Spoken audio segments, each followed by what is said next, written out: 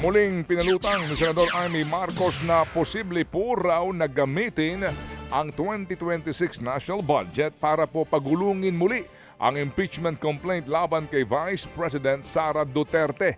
Ayon po kay Senadora Amy, ito'y posibleng ihain sa Pebrero kung kailan magpapaso na ang one-year ban sa paghahain po ng impeachment complaint laban sa bise sa pamamagitan daw po ng tinatawag niyang soft pork mula sa ilang ayuda program na lumobo ang pondo sa ilalim po ng 2026 budget.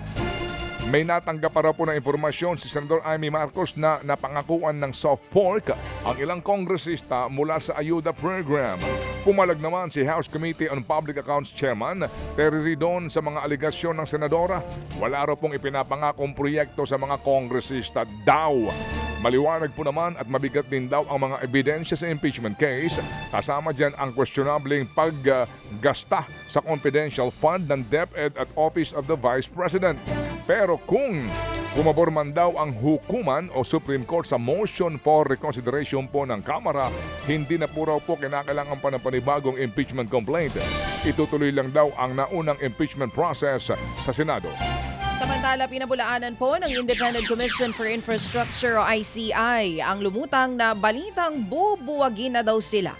Kasunod po yan ang isiniwalat ni Senadora Amy Marcos na hanggang ngayong buwan na lamang ang ICI.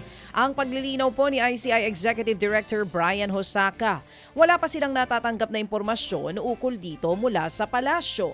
Sa ngayon, 3 opisyales na lang ang natitira sa ICI matapos ang sunod-sunod na pagbibitiw ng ilang opisyales. Tanging sina Chairperson Andy Reyes, Special Advisor Rodolfo Azurin Jr. at Hosaka na lamang ang natitira sa ICI. Kaya meron pong mungkahi si Senator Win Gatchalian na dapat daw dagdagan ang kanilang tauhan doon. Dapat din daw magpatuloy ang komisyon sa investigasyon nito sa flood control scandal. Nakabinbi naman ngayon sa Kamara at Senado ang mga panukalang batas para magtatagpo ng mas may pangil na komisyon na magtutuloy sa trabaho ng ICI. Talagang gusto niyo pa... Sa ilang pang balita po naman, bukod sa mga revelasyon tungkol sa impeachment ni VP Sara at pagbuwag umano sa ICI, isiniwalat din ni Senador Amy Marcos na may mga senador daw ang nakatakdang sampahan ng kasong kriminal kaugnay pa rin po ng flood control scam. Ito po ay ayon daw sa source ni Marcos. Enero 15, nakatakdang kasuhan sina Senador Jinggoy Estrada, Joel Villanueva at dating Senador Bong Revilla. Damay din daw sa mga kakasuhan ang ilang kongresista gaya na nina CWS Party List Congressman Edwin Guardiola, Benguet Congressman Eric Yap at ACT-CIS Party List Representative Edvic Yap.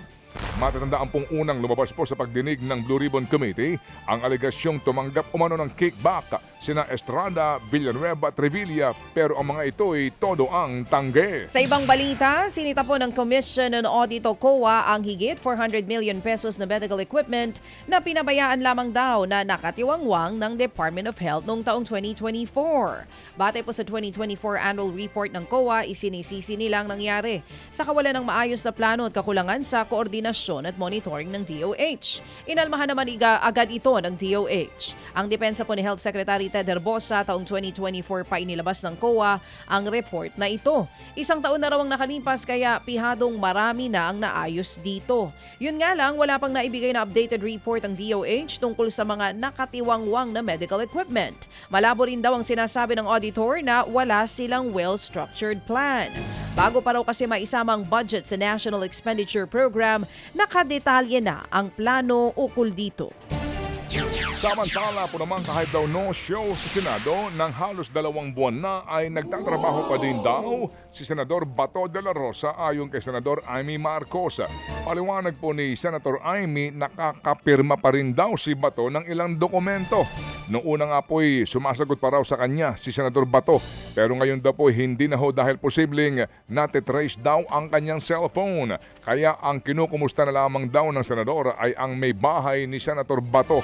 Simula Nobyembre ay hindi na po nagpapakita sa Senado si Senador Bato de la Rosa matapos nga pong pumutok ang balitang meron ng arrest warrant laban sa kanya na nagmumula sa International Criminal Court.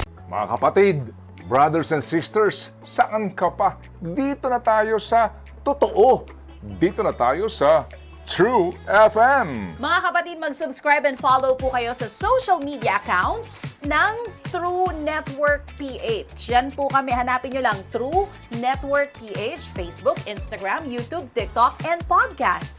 Mapa Apple or Spotify man yan, mahahanap nyo kami. Lahat ng mga napapanood at napapakinggan nyo po sa programa, nasa social media accounts namin yan. So, paano mga kapatid? See you sa social media!